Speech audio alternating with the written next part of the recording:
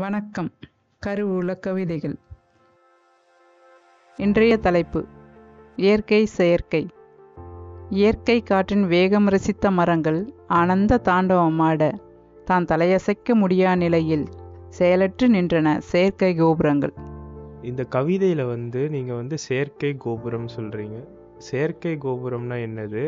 அப்புறம் இதை என்ன சுச்சுவேஷனில் இன்ஸ்பயர் ஆகி எழுதியிருக்கீங்க, அது சொல்ல முடியுமா? இப்போ ரீசெண்டாக புயல் அடிச்சது. அப்போ நம்ம வீட்டுக்கிட்டே இருக்க ஒரு ஃபோன் டவரும் ஒரு 3 தென்னை மரமும் நமக்கே ஒரு வியூ இருந்தது நம்ம வீட்டுக்கிட்டே.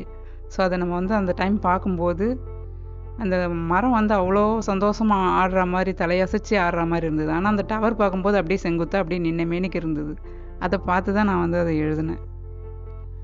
அவன் புயலில் உட்காந்து பொறி சாப்பிடுவான்னு கேள்விப்பட்டிருக்கேன். நீங்கள் என்ன கவிதையே எழுதி வச்சுருக்கீங்க, சூப்பர்மா. இயற்கை செயற்கை.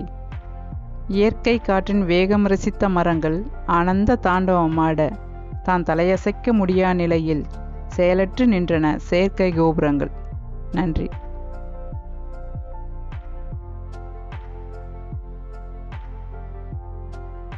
இந்த கவிதை பிடிச்சிருந்தா லைக் பண்ணுங்கள். உங்கள் கருத்துக்களை கமெண்டில் சொல்லுங்கள். கருவூல கவிதைக்கு சப்ஸ்கிரைப் பண்ணுங்கள். மறக்காமல் பெல் ஐக்கானை கிளிக் பண்ணுங்கள்.